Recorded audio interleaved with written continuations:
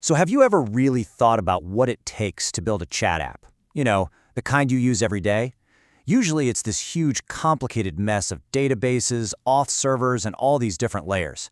But today, we're going to tear that all down. We're going to look at a completely different way to build a sovereign approach that actually puts you, the user, back in the driver's seat. Okay, just look at this comparison.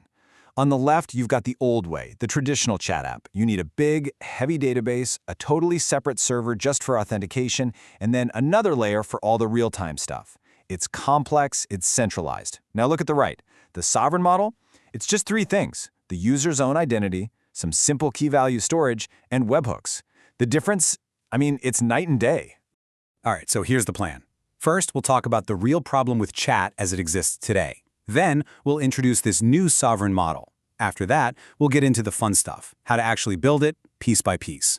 We'll uncover the magic that makes it real-time, and finally, we'll zoom out and talk about why this is such a game changer. Right, so what's really broken about the old way? Well, for developers, it's the insane complexity. But for users, it's something even bigger: centralization. Every single message, every photo you send, it all lives on a company's server, governed by their rules. Your data, it's not really yours. And that leads us to this really powerful question. What if we could just get rid of that complicated backend? What if the user's own digital identity could be their personal decentralized database? That's the mind-bending idea at the heart of this sovereign model. So let's put a pin in that. A sovereign architecture is when the service that proves who you are, in this case UID or Universal Identity, is also the place where your data lives. The best way to think about it is like a digital backpack. Instead of leaving your data in a bunch of different lockers owned by apps, you carry it with you, and you decide who gets to look inside.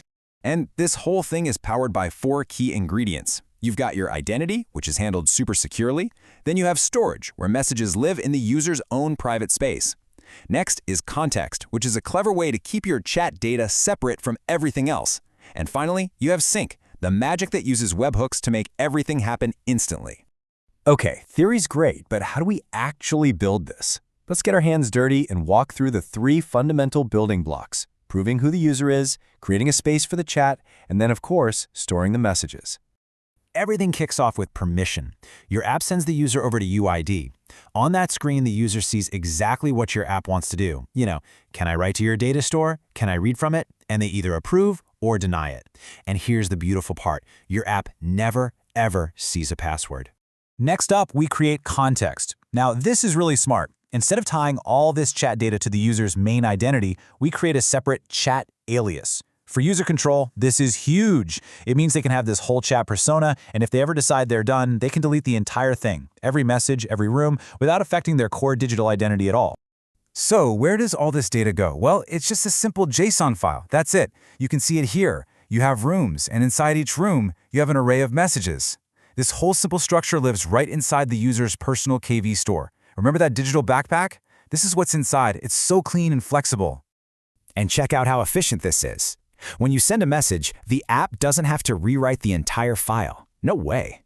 It just sends a tiny patch request using what's called dot notation to pinpoint the exact spot right inside the messages list for that specific channel, and it slips the new message right in. That's it. Okay, so the message is saved securely in one user's backpack. But how does it pop up on your friend's phone across the world, instantly? There's no heavy, constant connection. The magic behind this is a wonderfully simple tool called a webhook. And this, right here, this is the million-dollar question for any chat app. We've got the message stored, but how do we get it delivered in real time? How do we solve that final, crucial piece of the puzzle? The answer is a webhook. And honestly, the best way to think about a webhook is just as a doorbell for data. That's it. When a new message shows up in a user's KV store, UID automatically reaches out and rings the doorbell at your server's address to say, hey, something new just happened. The whole flow is just two simple steps. First, your app tells UID, hey, if anything happens, ring this doorbell, giving it your server's URL. Then your server just waits. As soon as that doorbell rings, it checks to make sure the signal is legit, grabs the new message, and pushes it out to all the other users who are online. And that's it. That's your entire real-time layer. So, we've seen the how. Now let's talk about the why. Why does any of this matter? Because this isn't just a slightly different way to code an app. It's a fundamental shift. It's about user sovereignty, it's about real security, and it's about making things radically simple for the people who build these tools. Let's just run through the benefits, because they're huge. You get a zero-trust system, no more passwords to manage or worry about leaking. Users get true data ownership. They can literally delete their data from the face of the earth. You could even require verified identities, which basically kills anonymous bot spam overnight. And for developers, you get to stop worrying about managing databases and actually focus on building cool features. And for all of you who love to see what's under the hood, this table wraps it all up perfectly. It shows you the main features we talked about, authentication, storage, and sync, and maps them directly to the single API call that makes each one work. I mean, look how clean that is. The whole stack is right there. Which brings us to this final really powerful idea. In this new world, your app stops being a data silo. It's no longer a vault that traps user information.